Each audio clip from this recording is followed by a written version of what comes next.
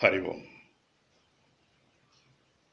14వ రోజు మంచి మాట కార్యక్రమానికి స్వాగతం, సుస్వాగతం.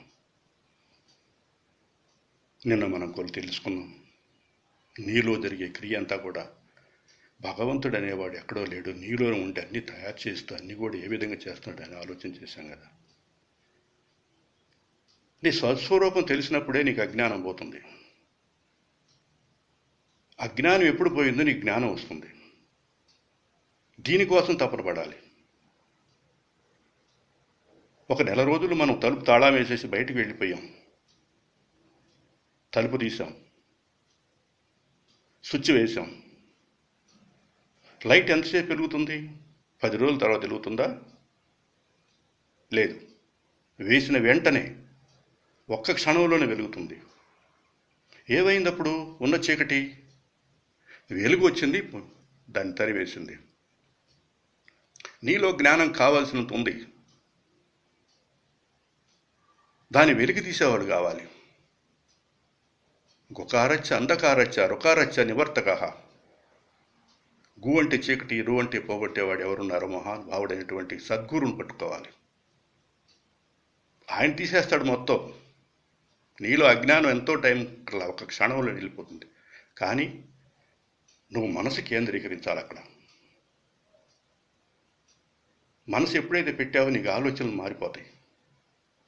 సత్యమైనటువంటి పదార్థాన్ని ఏదుందో తెలుసుకోవాలని ప్రయత్నం చేస్తున్నాం. దీనికోసం ప్రయత్నం చేశారు ఎంతోమంది మహాత్ములు. మనందరం కూడా చూస్తున్నాం. చూడండి, స్వామి రామతీర్థ, మనకు తెలిసినప్పుడు గాంధీ మహాత్ముడు జైల్లో వేసినా కూడా ఎప్పుడు భగవద్గీత చదువుతున్నాడు. గాడ్చే కాల్చినప్పుడు కూడా చివరికి హే రామ్ అంటూ చనిపోయాడు తప్ప ఇంకోటి కానీ కాదు. వివేకానందుడు చూడండి,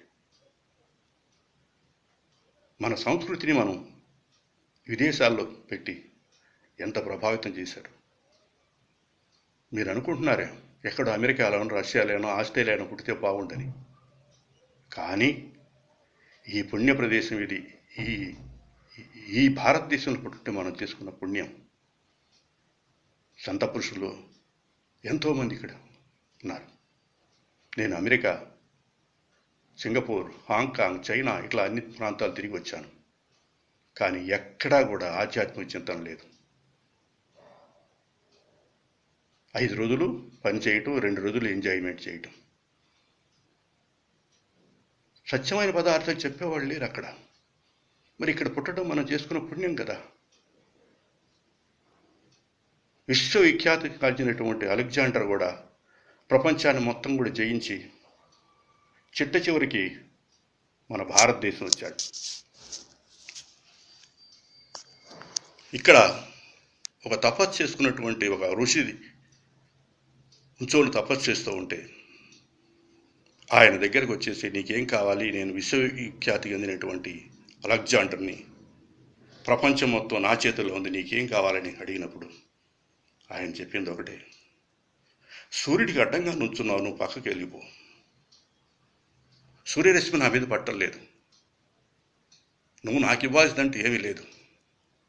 నాకేం కావాలి? నువ్వు ఇచ్చేదంటే ఏం లేదు, బయటికి వెళ్ళిపోమని చెప్పి అన్నాడు.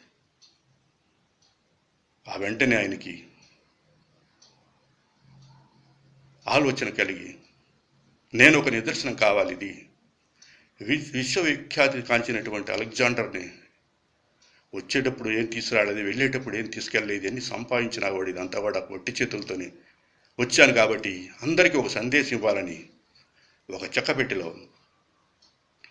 2 చేతులు బయట పెట్టి అందరికీ ఒక సందేశం ఇచ్చాడు. చూడండి, 1000 కోట్లు, లక్షల కోట్లు ఉన్నాయి అంటున్నారు. ఏం చేసుకుంటారు? తినటానికి తిండి కావాలి, కట్టుకోవడానికి గుడ్డ కావాలి, ఉండటానికి ఇంత నివాసం కావాలి. ఈ చాలవా మనిషికి? చెప్పండి. ఏ పక్షి, ఏ పశువు ఏది ఆలోచన చేస్తుంది? అవి ఉన్నాయి, వాటికి పుట్టినవి, పెరిగినవి, సంతానం కన్నాయి, చనిపోతున్నాయి. మరి మనం కూడా అంతకన్నా ఎక్కువేం చేస్తున్నావా? ఒకసారి ఆలోచన చేయండి, మనసు మార్చుకునే ప్రయత్నం చేయండి. నేను చెప్తున్నా, సంసారంలో ఉండండి. ఉండే దీన్ని సాధించాలని తపన పడండి. హరి ఓం తత్సత్.